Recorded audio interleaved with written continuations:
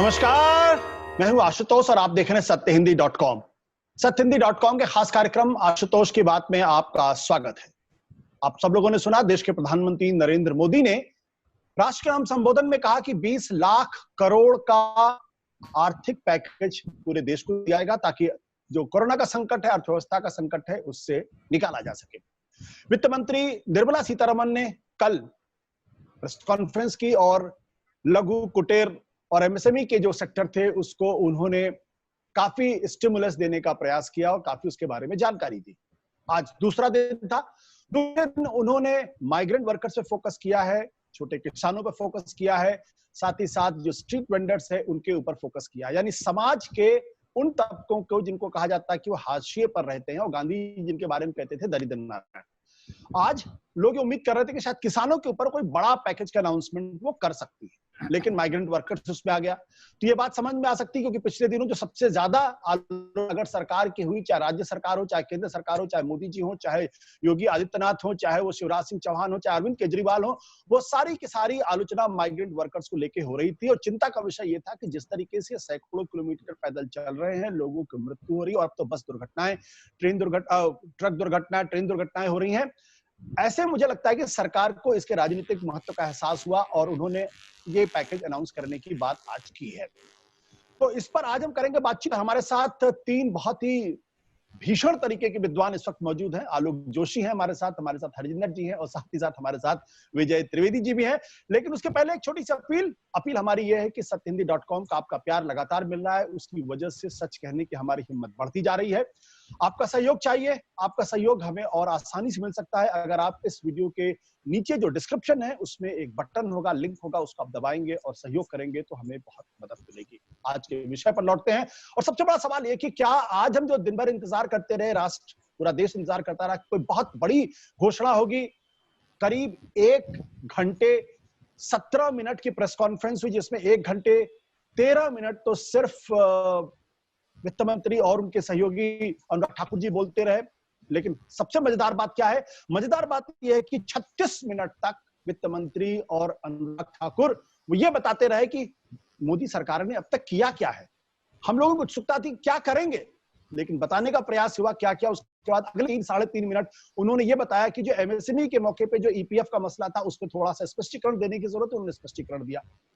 तब तक हम लोग थोड़े से थक चुके थे, थोड़े हैरान परेशान भी हो रहे थे आखिर हो क्या रहा है। खैर उसके बाद वो विषय पर लौटे और जो उन्होंने उसके बाद जानकारी दी है उन जानकारियों में बहुत आप संक्षेप में बता देता हूं कि खासतौर पर उन्होंने कहा है कि जो माइग्रेंट वर्कर्स हैं, जो हाशिए के लोग हैं, उनको जो पहले 5 किलो चावल और 1 किलो दाल मिलने वाला था उसको 2 महीने तक और बढ़ाने का प्रयास किया गया है। साथ ही वो लोग जिनके पास कार्ड धारक, उनको भी यही योजना आगे बढ़ाने का प्रयास किया गया है।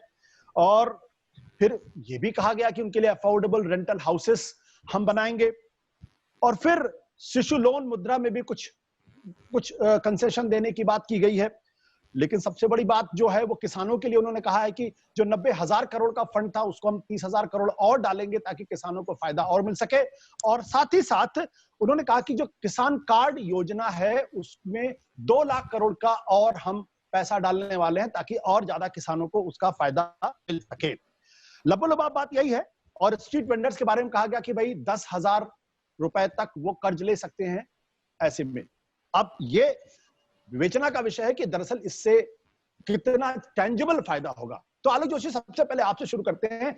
जो आज की पूरी बातचीत आपने सुनी, मुझे तो ऐसा लग रहा था जैसे कि चुनावी भाषण चल रहा हो और उसमें पूरा वक्त लेकर के ताकि सारी टीवी चैनल्स लाइव है इस वक्त, तो एक एक चीज बताया जाए कि मोदी जी की सरकार कितना भयंकर काम कर रही है।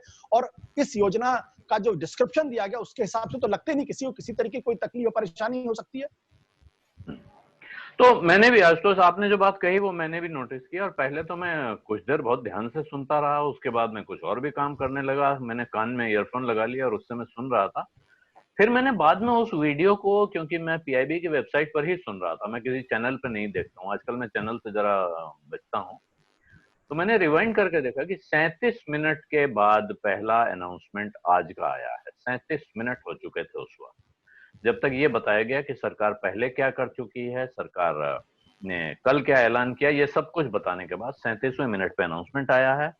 उसके बाद टोटल ये उन्होंने पहले बता दिया था कि 9 अनाउंसमेंट होने हैं, तो मैं 9 अनाउंसमेंट गिन रहा था। अब उनमें जो अनाउंसमेंट हुए हैं, इसमें एक नारा आपने सबने ध्यान से सुना होगा, one nation one ration card. उस पर भी अब दुविधा है कि वो one nation one ration card काम कैसे करेगा। ये सुनने में बहुत अच्छी बात है, सिद्धांत में बहुत अच्छी बात है, लेकिन अब मुझे ऐसा लग रहा है साफ साफ कि राशन कार्ड के साथ भी कोई आप आरोग्य सेतु जैसा कोई राशन सेतु ऐप जल्दी ही देखने को आपको मिलेगा, या हो सकता है वो आरोग्य सेतु के साथ जोड़ दिया जाए।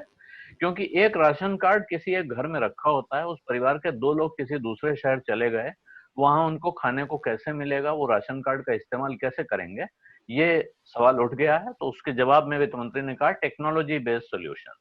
तो टेक्नोलॉजी यहाँ आ गई है। 6 से 18 लाख रुपए सालाना कमाई वाले लोगों को मेरे ख्याल से एक राहत उनको मिली है, लेकिन वो भी उन्हीं को जो घर बनाने के लिए कर्जा ले रहे हैं या ले चुके हैं, उनको एक सब्सिडी मिलने वाली है। बाकी इस पूरी स्कीम में अब मुझे बहुत कई लोगों को फोन करके समझना पड़ेगा, मैंने सोचा है अभी, कि किस किस चीज से किसको कितना फायदा होने जा रहा है। और जैसे शहरी आवास की एक योजना इसमें आई, रेंटल हाउसिंग की स्कीम शुरू की जाएगी, जी। Affordable rental housing. वो स्कीम भी किसको, असल में वो जिनको घर दिया जाना है उनको फायदा पहुंचाएगी, या इसके जरिए जो, क्योंकि ये पीपीपी मॉडल पे आ रही है, जैसे टोल रोड बनती हैं उस तरह के अब घर बनेंगे और उसी फॉर्मेट पे काम करेंगे। यानी ये सफाई में बताया उन्होंने कि इसमें सरकार का खर्चा नहीं हो रहा है, इसमें कंसेशनर्स होंगे, यानी कि ठेकेदारी होगी बड़ी कंपनियों के पास, जिनके पास जमीन है, जिनके पास पैसा है, उनसे कहा जाएगा अपने मकान बनाओ और किराए पर दो। ये कोई आदमी क्यों करेगा, और करेगा तो इससे जो किराए पे लेने वाला है उसको कितना फायदा होगा, ये एक बहुत गहरा सवाल है। हमारे देश में इस आलोक, तरह की स्कीमें वर्षों चलती रही हैं। हर शहर में कॉरपोरेशन के मकान पहले हुआ करते थे जो किराए पे मिलते थे, लेकिन उन स्कीमों का और उन मकानों का क्या हुआ, ये पुरानी पीढ़ी में सबके सामने है। नई पीढ़ी ने नहीं देखा होगा तो उसको अपने परिवार में बुजुर्गों से पूछ लेना चाहिए कि उन स्कीमों का क्या आलोक, हुआ। आलोक, जो जो बात आप कह रहे हैं, मैं तो ये सोच रहा था कि इस वक्त किसानों को, या इस वक्त का जो माइग्रेंट वर्कर्स है, या जो जो सड़कों पे चल रहा है, उसको इमीडिएटली क्या चीज दी जा सकती है जिसकी वजह से कि उसकी तकलीफ कम हो। सबसे बड़ी चिंता आज की तारीख में मुझे ये थी। और मुझे लगता है कि जो उन्होंने यूनिवर्सलाइजेशन ऑफ वेजेस की बात की है, या वन नेशन वन राशन की बात की है, ये सारी भविष्य की योजनाएं हैं। या जो उन्होंने अफोर्डेबल रेंटल हाउसिंग की बात की, भविष्य की योजना है, इनको बनाने में कितना वक्त लगेगा ये कहा नहीं जा सकता। लेकिन आज की तारीख में अगर मैं कहूं तो सिर्फ मुझे एक ही चीज नजर आती है कि जो नान जिनके पास राशन कार्ड नहीं है, उनको भी सरकार की तरफ से 5 किलो गेहूं या चावल प्रति व्यक्ति और 1 किलो जो दाल है या चना है, 1 किलो चना वो प्रति परिवार वो मिलेगा।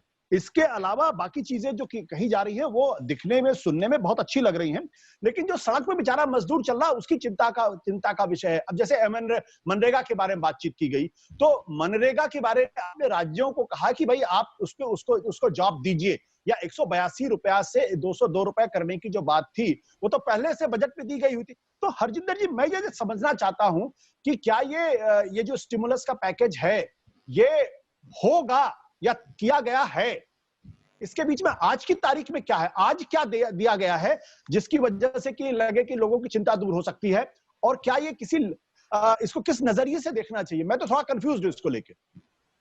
नहीं, मुझे आज ये लगा कि सबसे पहले तो सरकार की आलोचनाएं हो रही थी दो मुद्दों पर। एक तो माइग्रेंट वर्कर के मुद्दे पर, और एक जो लेबर रिफॉर्म जैसे कर दिए हैं 3 स्टेट्स ने, उसको लेकर। तो सरकार ने ये सोचा कि इस मौके का फायदा उसके स्पष्टीकरण में उठाया जाए। तो जो पहला स्पष्टीकरण माइग्रेंट वर्कर पे यही आया है कि भाई हम संवेदनशील हैं, हमें आप असंवेदनशील ना समझिए। और उसको उन्होंने कहा, निर्मला सीतारमण ने ये कहा कि हम ऑलरेडी कर रहे हैं और हम ये आपको बता नहीं रहे हैं, हम बता रहे हैं कि हम ऑलरेडी इसको लेकर संवेदनशील हैं। दूसरा, उन्होंने ये बताया कि हम लेबर के लिए ये नियम बना रहे हैं और हमारी सरकार जो है मजदूर विरोधी सरकार नहीं है।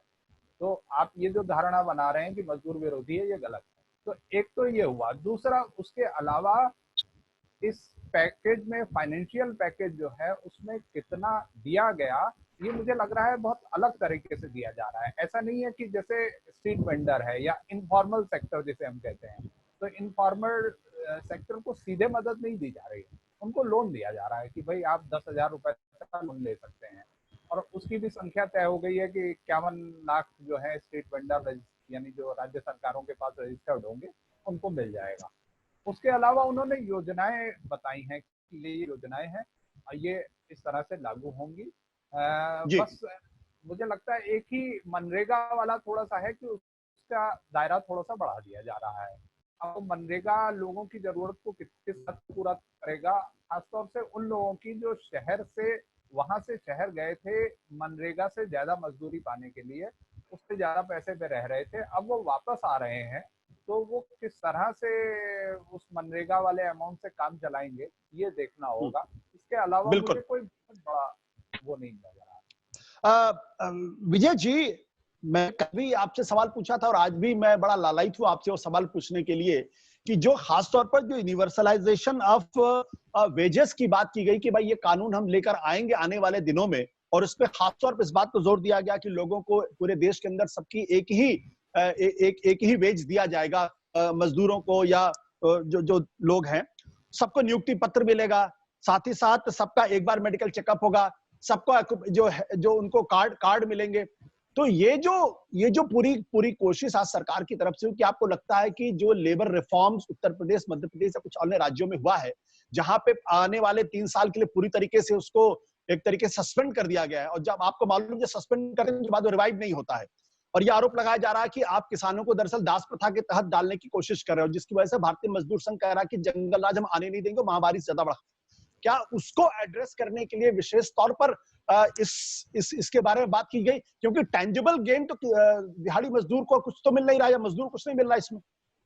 बिल्कुल ठीक बात है कि जो आप चर्चा कल भी कर रहे थे, आज भी मैं इस बात से सहमत हूँ कि उसका दबाव केंद्र सरकार पर, भारतीय जनता पार्टी सरकार पर और जो लीडरशिप थी उस पर है लगातार, और उसी का नतीजा ये आपको दिखाई दे रहा है कि ये काम हो।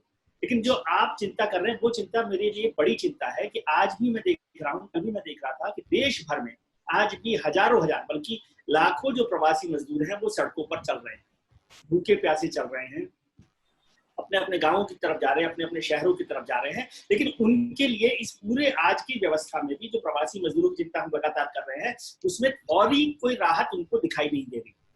यदि ये कह देंगे वो शेल्टर होम में 3 टाइम भोजन मिलेगा उनको तो वो ठीक है, या 5 किलो अनाज मिल रहा है बिना राशन कार्ड के, इसके अलावा कोई राहत फौरी तौर पर इसमें नहीं मिल रही। वन नेशन वन राशन के बाद आलोक जी ने कहा कि वो टेक्निकल सपोर्ट से होगा। मुझे उसमें थोड़ा सा ये भी कंफ्यूजन है, क्योंकि जो राशन की व्यवस्था है हमारे यहाँ राज्यों में, वो राशन कार्ड की जो दुकानें हैं उनको उनके जो परमानेंट राशन कार्ड होते हैं उसके हिसाब से उनका कोटा मिलता है उनको।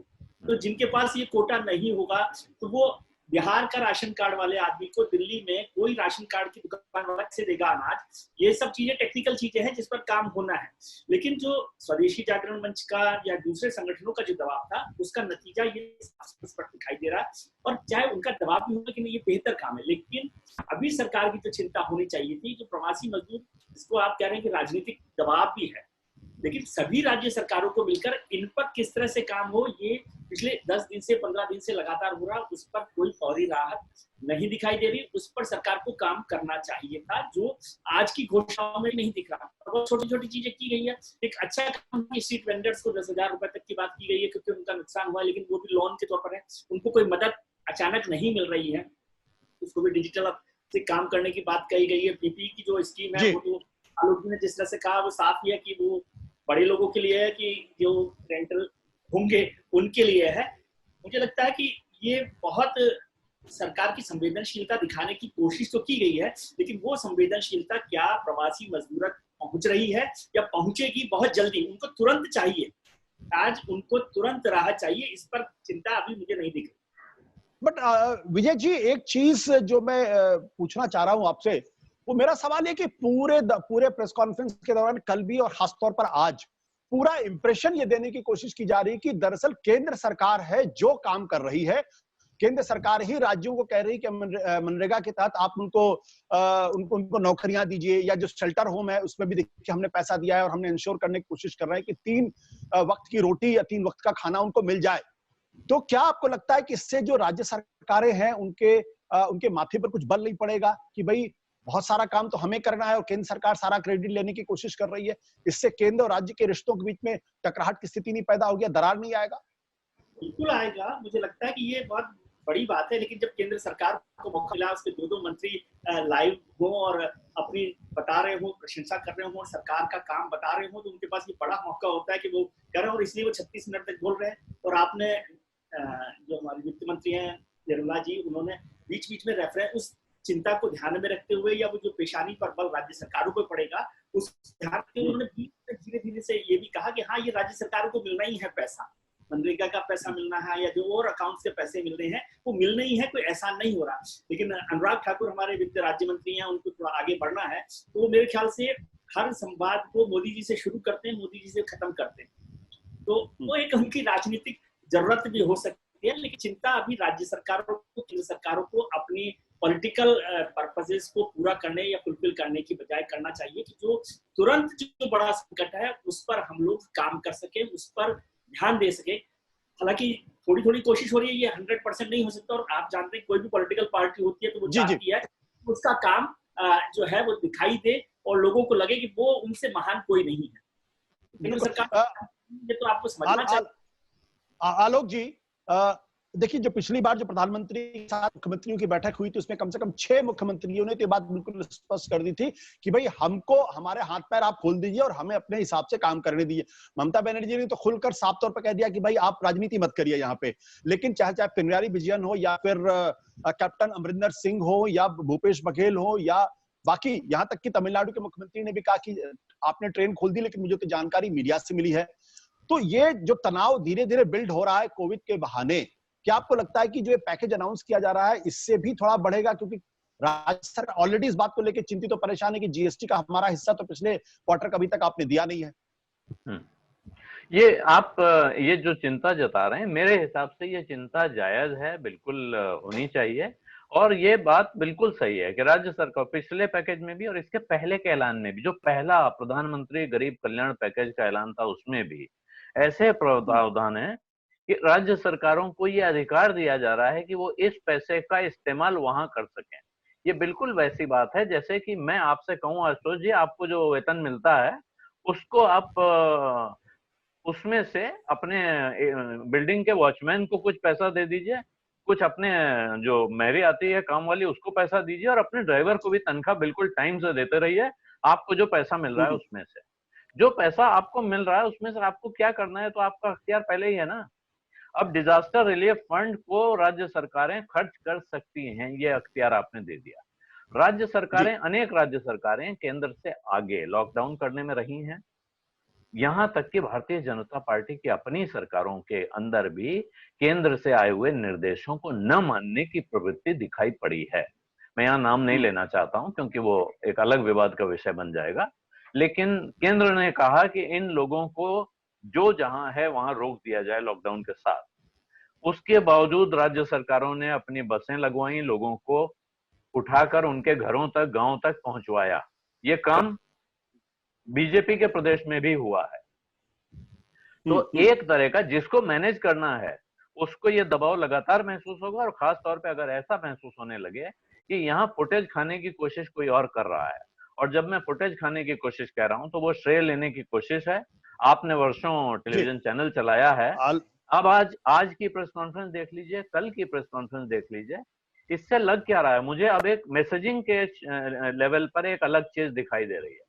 मुझे ऐसा लग रहा है कि जानबूझकर ये कोशिश हो रही है, सायास ये किया जा रहा है कि पूरे देश का मीडिया दिन भर इस उधेड़-बुन में लगा रहे कि आज शाम को जब पैकेज आएगा उसके बाद हम उसको कैसे एनालाइज करेंगे, क्या दिखाएंगे। वरना ये पूरा पैकेज आप एक बार में एक लंबी प्रेस कॉन्फ्रेंस करके बता सकते थे। आपको आधे घंटे 40 मिनट बैकग्राउंड बनाने में, उसके बाद 25 मिनट उस दिन की योजनाएं बताने में खर्च न करना पड़ता। प्रधानमंत्री ने जो संदेश दिया उसके बजाय वही करते, वित्त मंत्री करते, दूसरे मंत्री बैठ जाते, एक साथ बैठकर एक बड़ी प्रेस कॉन्फ्रेंस करिए, सब कुछ एक साथ बताइए। यूं भी इस बुरी हालत से निकलने की तस्वीर हमें बिगर पिक्चर में देखनी पड़ेगी। ये टुकड़े जोड़ने होंगे, तो वो टुकड़े एक साथ क्यों नहीं रखे जा रहे हैं पब्लिक के सामने? आपने कहा कि वो टुकड़े एक साथ क्यों नहीं रखे जा रहे हैं। हरजिंदर, जो बात आलोक जी कह रहे हैं उसको लेकर काफी मरमरिंग है, लेकिन मेरा सवाल दूसरा सा है, आप चाहें तो उसको भी आप जवाब देंगे, लेकिन उसके साथ साथ मैं एक छोटा सा सवाल आपसे और पूछना चाहता हूं कि भाई जो आज केंद्र सरकार ने कहा कि हमने 11,000 करोड़ रुपए जो राज्यों को दिए हैं और वो शेयर होम्स के जरिए ताकि 3 वक्त का खाना मिल सके उनको, तो अगर जो जो जो जो आंकड़े दिए जा रहे हैं उनके हिसाब से, तो फिर इस देश के अंदर किसी भी कोने में किसी भी माइग्रेंट मजदूर अगर ये कहता है कि वो भूख से 3 दिन से मरा जा रहा है और उसको खाना नहीं मिल रहा है या उसको शेल्टर नहीं मिल रहा है, तो ये सारी बातें झूठ है, बकवास है, इसका मतलब मीडिया गलत दिखा रहा है सारी बातें। बिल्कुल। इसको असल में क्या है कि हमारे यहाँ एक प्रॉब्लम हमेशा से रही है, वो है सेंट्रली स्पॉन्सर्ड स्कीम का राज्य क्या करें। कि सेंटर एक स्कीम तैयार करता है जिसको इम्प्लीमेंट राज्यों को करना होता है, ये वही प्रॉब्लम है। और क्राइसिस के समय ये प्रॉब्लम बहुत ज्यादा हो जाती है, क्योंकि आपको तुरंत इम्प्लीमेंट करना है। इस समय समस्या सामने खड़ी हुई है और आपको इम्प्लीमेंट करना है। वो इम्प्लीमेंट हो रहा है नहीं हो रहा है ये बताना इस समय बहुत मुश्किल काम है। और जितनी खबरें आ रही हैं वो बता रही हैं कि इम्प्लीमेंट नहीं हो रहा है। तो अच्छा, और इसमें बहुत सारी मैंने ये देखा, जैसे इन्होंने कहा कि रूरल इंफ्रास्ट्रक्चर डेवलपमेंट प्लान के तहत 4200 करोड़ रुपए मार्च में जारी हुए। अब मार्च में इंफ्रास्ट्रक्चर के लिए जो पैसे जारी होते हैं वो दरअसल जिसको हम लोग मार्च लूट कहते हैं उसके पैसे होते हैं, और उसको हमने कोविड में जोड़ लिया, जबकि कोविड से उसका कोई रिलेशन नहीं होना चाहिए था। वो कह रहे हैं कि कोविड पीरियड में हुआ क्योंकि कोविड मार्च में आ गया था, लेकिन मार्च में इस तरह से पैसे इंफ्रास्ट्रक्चर के लिए छोड़े ही जाते हैं। तो इसलिए ये कहना कि ये जो सरकार ने जितने भी चीजें गिनाई हैं ये जमीन पर कितनी लागू हो रही हैं और कोविड से कितनी रिलेटेड है, ये अभी बहुत मुश्किल है बता पाना। तो बिल्कुल जो सामने दिख रहा है वो ये है कि ये इम्प्लीमेंट नहीं होता। मतलब मैंने अभी जो शुरुआती भाषण जो सीतारमण जी का था उसमें उन्होंने कहा था कि 3 करोड़ जो किसान है उन लोगों ने 4.22 लाख करोड़ का लोन अवेल किया है।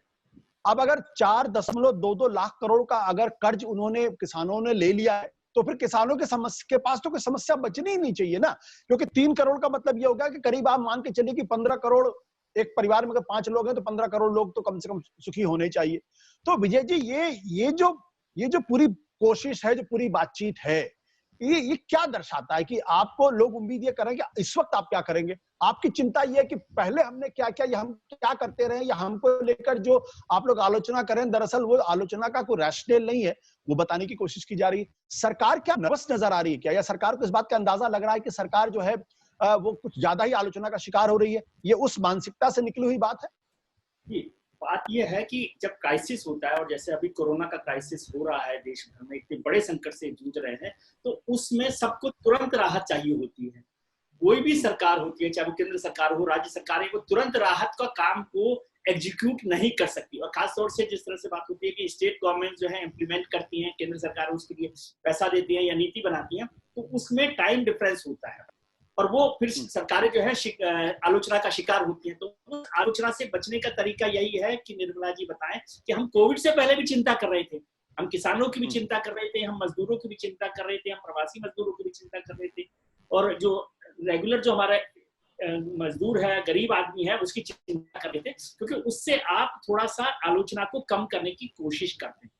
जैसे हम लोग चर्चा कर रहे हैं कि राज्य सरकारें की पेशानी पर बल पड़ रहा है और वो पैसा को लेकर काम करने में चिंता कर रही है, इसका उलट पक्ष भी है कि इससे पहले ये होता था कि राज्य सरकारें इस बात की आलोचना करती थी कि केंद्र सरकार उन्हें पैसा नहीं दे। तो कम से कम इस मामले में हमें ये तारीफ करनी चाहिए केंद्र सरकार की कि वो जो भी पैसा है या जो भी व्यवस्था है सबके लिए बराबर कर रही है।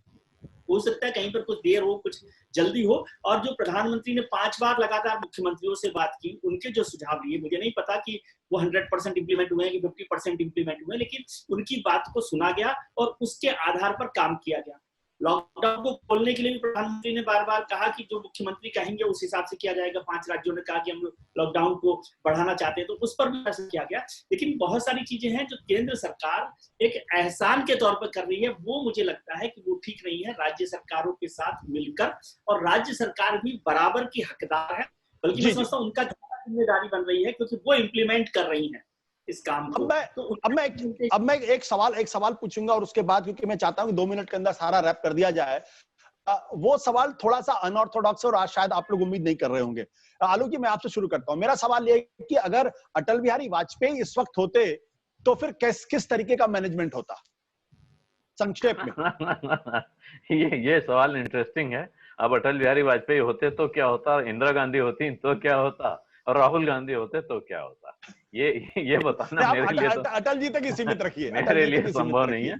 अटल जी भी जिस अंदाज में काम करते थे उसमें उनके मंत्रालय में तरह तरह के रत्न थे, उन लोगों को सामने किया जाता। मुझे लगता है यहाँ दिक्कत ये है कि हर चीज में मोदी जी को सामने आना पड़ता है।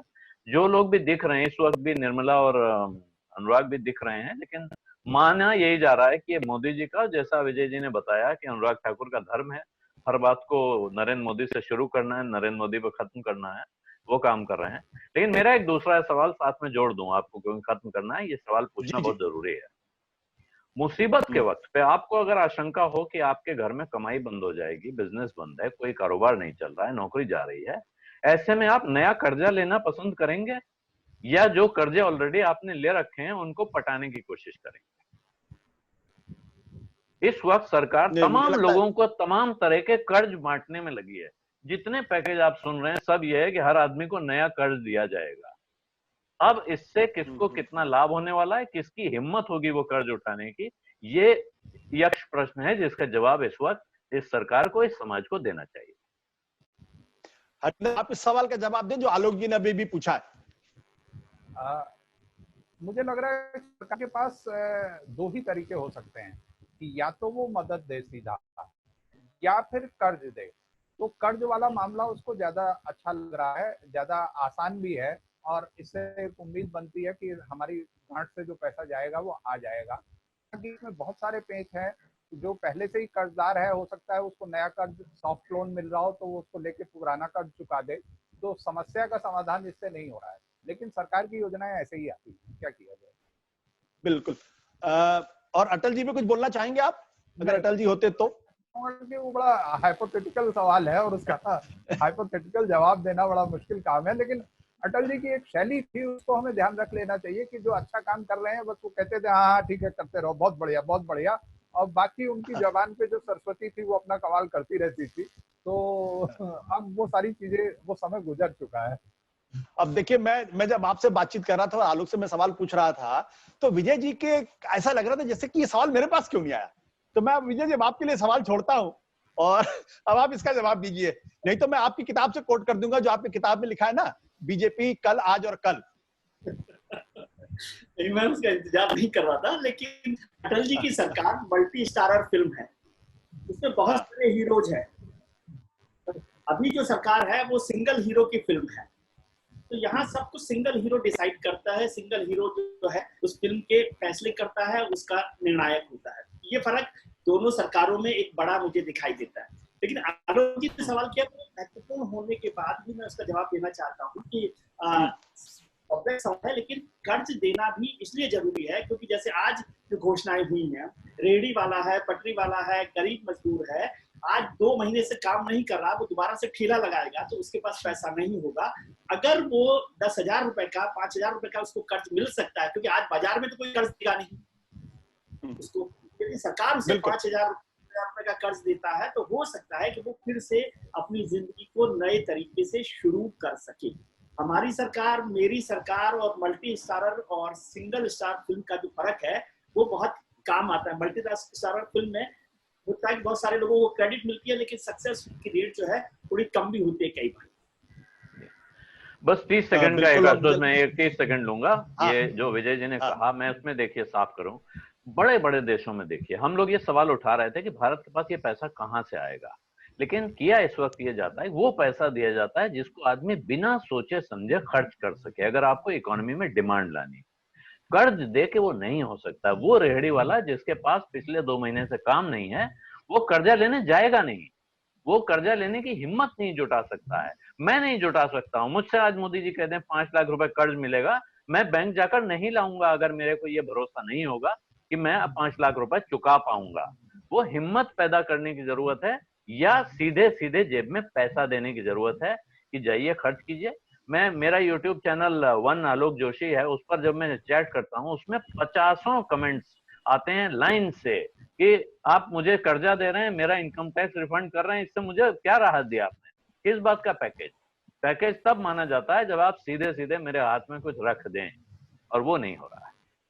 आशुतोष, एक छोटी सी बात कहना चाह रहा हूं मैं आलोक जी को देखकर कि आलोक जी के फ्रेम में, आलोक जी जो है मुझे सरकार जैसे लग रहे हैं, उनके पीछे फ्रेम में आरएसएस बड़े बड़े अक्षरों में दिखाई दे रहा है, तो ऐसा लग रहा है सरकार के पीछे आरएसएस है।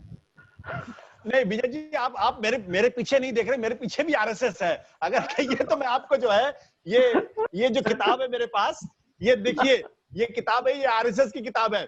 और इसके साथ साथ मैं आपको और भी दिखा दूं कि ये देखिए, ये किताब जो है ये भी आरएसएस की किताब है। तो चिंता मत करिए, आरएसएस सिर्फ सरकार में ही नहीं है, सबके पीछे आरएसएस है, सबके पीछे आरएसएस है। आरएसएस के बारे में कहा जाता है वो सर्वज्ञ है और सर्वज्ञ है। तो इसलिए खैर ये चर्चा बहुत अच्छी रही। लेकिन जो बात आलोक ने उठाई, मुझे लगता है कि ये बहुत बुनियादी सवाल है। बुनियादी सवाल ये कि जब आदमी कर्ज में हो या उसके पास पैसा ना हो या उसको इस बात की गारंटी ना हो कि वो पैसा लगाएगा तो उसके पास पैसा वापस आएगा, वैसी स्थिति में क्या वो वाकई में सरकार के दिए गए कर्ज को लेगा या नहीं लेगा? और क्या सरकार की जो ये रणनीति है, ये जो रास्ता है, ये अप्रोच है, क्या सही अप्रोच है इस वक्त? ये भी एक बड़ा सवाल खड़ा करता है। क्योंकि कुछ लोग ये कह रहे हैं, जैसे कि आज सुबह भी मैं पढ़ रहा था, प्रभात पटनायक, जयती घोष और हर्षमंदर को, हालांकि ये लोग एक्सट्रीम लेफ्ट वाले लोग हैं और लेफ्ट इकोनॉमिस्ट माने जाते हैं, उनका कहना है कि पैसा सीधे लोगों तक दिया जाए, क्योंकि लोगों के पास पैसा आएगा तब वो मार्केट पे लोग खरीदने के लिए जाएंगे, और खरीदेंगे तब डिमांड क्रिएट होगी। क्योंकि आज की तारीख में डिमांड ही नहीं है। अगर डिमांड नहीं है तो फिर आप आर्थिक एक्टिविटी को शुरू नहीं कर सकते। या फिर लोग अमेरिका का भी उदाहरण दे रहे हैं कि अमेरिका में किस तरीके से वहां पे डोनाल्ड ट्रंप $1250 जो है प्रतिमाह वो लोगों के खातों में डाल रहे हैं कि भाई तुम खर्चे करो, तुमको चिंता करने की जरूरत नहीं है। तो ये एक ऐसी बहस है जिसका मेरे पास तो कम से कम जवाब नहीं है। लेकिन बहुत बहुत शुक्रिया सत्यहिंदी.com देखने के लिए। और अंत पे फिर कि आपका हमारा जुड़ाव इसी तरीके से बना रहे और ये सहयोग आपका बना रहे, इसके लिए जरूरी ये है कि आप हमारे साथ जुड़ें। इस वीडियो के डिस्क्रिप्शन में जाएं और लिंक है उसको जो है आप क्लिक करें और जुड़ें। साथ ही साथ हमारे मित्र जो आलोक जोशी हैं, इनका वन आलोक जोशी यूट्यूब चैनल मुझे पता चला कि काफी तेजी के साथ ग्रो कर रहा है। तो अगर आप इसके साथ नहीं जुड़ेंगे तो देश के सबसे मूर्धन्य आर्थिक पत्रकार की बातों से आप जो है अपने आप को थोड़ा कमजोर पाएंगे। तो बहुत बहुत शुक्रिया, नमस्कार, धन्यवाद, शुक्रिया। सत्य हिंदी के और वीडियोस को देखने के लिए हमारे YouTube चैनल को सब्सक्राइब करें